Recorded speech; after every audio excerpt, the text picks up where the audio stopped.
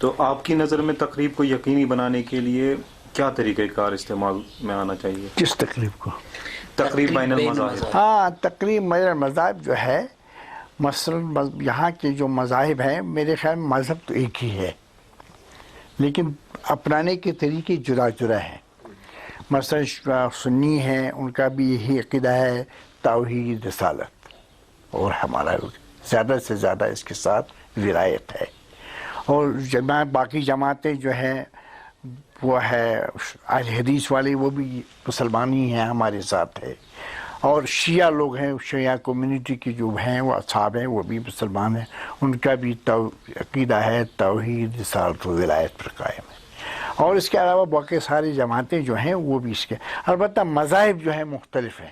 مذاہب مثلا مذہب اسلام ہے، ہندوازم ہے، کرسچینٹی ہے، جیوازم ہے، اور باقی مذاہب ہیں، ان کے درمیان یہاں تک اتفاق ہونا چاہیے کہ زندگی گزارنے کے لیے، زندگی بسانے کے زندگی گزارنے کے لیے ایک ہی راستہ ہے، وہ امن کا راستہ ہونا چاہیے۔ اکٹھے رہنے کے لیے باضابطہ طور ایک دوسرے کے ساتھ محبت، رواداری، اخوت، یہ سب کچھ مذہب تمام مذاہب کی بنیاد بن سکتا ہے، اور یہی تمام بنیاد مذاہب کی اکٹھے رہنے کے لیے کافی ہے۔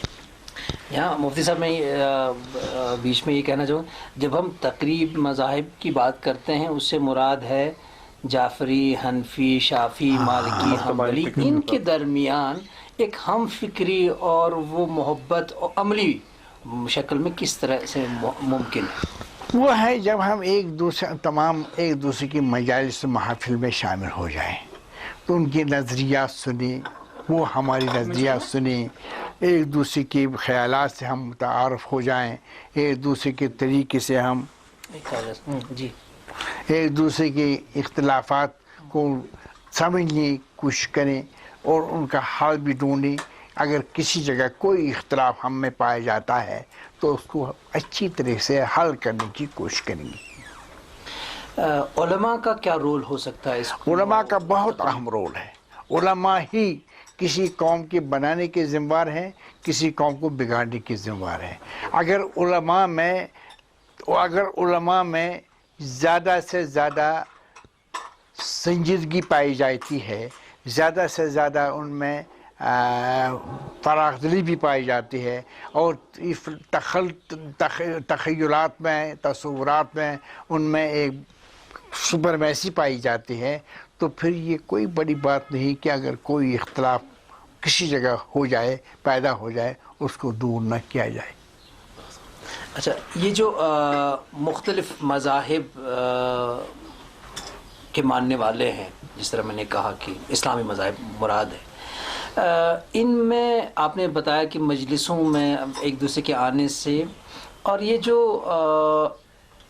عملی شکل کس طریقے سے ہم دیکھ سکتے ہیں کہ ابھی کبھی مثلا خوبصورت بیانات دیے، مگر جب کبھی کوئی معمولی سی بات ہوتی ہے اس کو ہیوملیٹ کرنے میں دشمن کو آسانی ملتی ہے، کوئی فاس کریٹ کرنے میں، اس کے لیے کیا کچھ کرنا چاہیے کہ جس سے دلوں میں وہ محبت پیدا ہو جائے، اگرچہ ایک دوسرے کے مذہب عقیدے مختلف رکھتے ہوں مگر محبت عملی؟ میں آپ کو یہ بتاؤں، مذہب، یہ میرے خیال میں جو آپ فرما رہے ہیں مذہب، میرے خیال میں مذہب تو ایک ہی ہے۔ وہ یہ عربی لفظ کا نہج، نہیں، نہج، وہی نہج تو ایک ہی ہے، مذہب تو ایک ہی ہے۔ ان الدین عند اللہ اسلام۔ جعفری فرقے بھی اسلام کو مانتے ہیں، سنی بھی مسلمان کو مانتے ہیں، شیعہ لوگ بھی مسلمان اسلام کو ہی مانتے ہیں، اہل حدیث والے بھی اسلام کو ہی مانتے ہیں، سب لوگ مانتے ہیں۔ البتہ اپنانے کا راستہ انہوں نے الگ الگ اختیار کیا ہے۔ کوئی مثلا فقہ جعفریہ جو ہے، فقہ جعفریہ وہ ہمارا ہے، آپ کا ہے، مشترک ہے، اس میں دو رائے نہیں ہے۔ حضرت امام ابو حنیفہ رحمۃ اللہ علیہ حضرت امام جعفر سے علم حاصل فرمایا ہے، لہذا یہ کوئی نئی بات نہیں کہ ہم اور آپ علیحدہ علیحدہ ہیں۔ البتہ یہ جو ہے جو یہ پرانے وقت سے پہلی تاریخ بتا رہی ہے کہ یہ دور خلافت کے بعد بہت پیچھے کے بات ہے جب یہ نئی سسٹم پیدا ہوئے، شیعہ سنی سامنے آیا، ادروائز نہیں، شیعہ سنی کا کوئی تصور نہیں تھا۔ اچھا، یہ جو آپ خود مفتی اعظم ہیں، غیر اسلامی فتوے کوئی بھی جو دن میں جی میں آئے بات کرتے ہیں اسلام کے نام پہ، فتوے صادر کرتے ہیں، ان کو آپ توڑ کرنے کے لیے آپ کیا تجویز کرتے ہیں؟ کیا دیکھیے مثلا اگر کسی اسلامی اسپرٹ کے تحت کوئی فتویٰ صادر ہو جائے، بری تحقیق کے بعد کسی شخص نے کوئی گستاخی کی ہو اپنے رسول محترم صلی اللہ علیہ وسلم کے بارے میں، یا خلفائے راشدین کے بارے میں، یا کسی ائمہ کے بارے میں، تو چونکہ وہ تو ائمہ کی باتیں ہیں، لیکن جب رسول محترم کے بارے میں کوئی فتویٰ آ جائے، کسی کی بات آ جائے جو گستاخانہ لہجے کی ہو، تو اس وقت فتویٰ نکلتا ہے، ضرور نہیں کر سکتا ہے۔ البتہ اگر خواہ کا کوئی فتویٰ نکلے، جو کسی نے نہ کہی بات نہ کہی ہو، پھر اس کو فتویٰ لگایا جائے، وہ بڑا ظلم ہے۔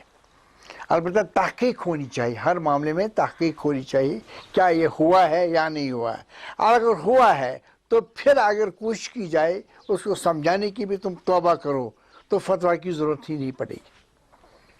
نہیں، میں نے کہنے کا غیر اسلامی فتوے جو غیر اسلامی جیسے سعودی عرب کا ابھی حال ہی میں ہوا تھا، کیا مسئلہ وہاں کیا؟ جو چرچ ہیں ان کو آپ مسلمانوں کے اس میں ان کو وینش کریں، آپ واجب انہدام ہے انہدام کرنے کا فتویٰ دیا تھا، یا سعودیہ نے، نئے چرچوں کو بننے نہ دے۔ یا نئے چرچ کا سعودیہ میں؟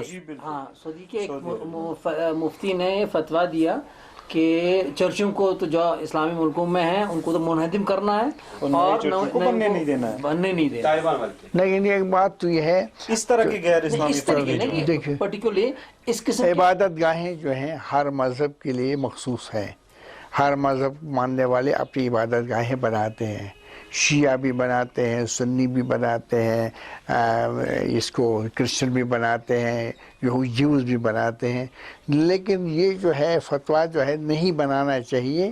تو یہ اپنے میرے خیال میں ان کو اپنا کوئی اپنی رائے ہو سکتی ہے، جس میں اسلامی اسپرٹ کا کوئی عمل دخل نہیں ہے۔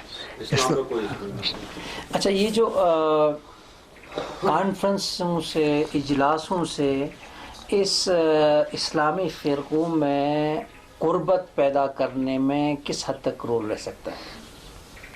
یہ جو ہم کانفرنسیں کر رہے ہیں، اجلاس بلائیں، علماء کو ایک جگہ بٹھائے، اس کا کوئی اثر بھی رہتا ہے؟ بہت اثر رہتا ہے، بہت اثر رہتا ہے۔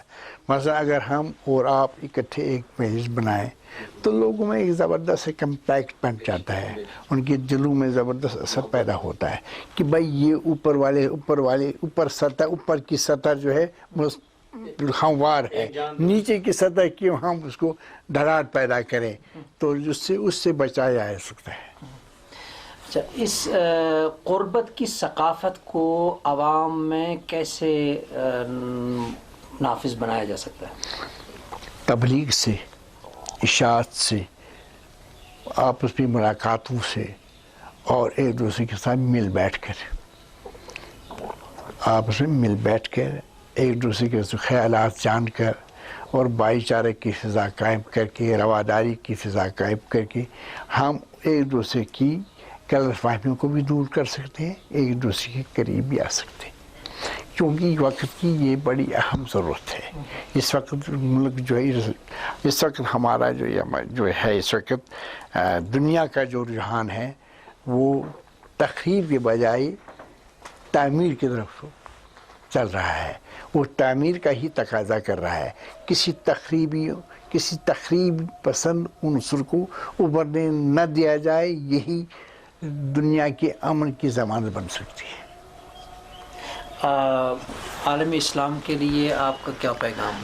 عالم اسلام کے لیے میرا یہ پیغام ہے کہ وہ متفق ہو جائیں، اتحاد پیدا کریں اور ایک دوسرے کے نظریات کو ڈھونڈنے کی، سمجھنے کی کوشش کریں اور ایک دوسرے کے ساتھ ہاتھ بٹائیں۔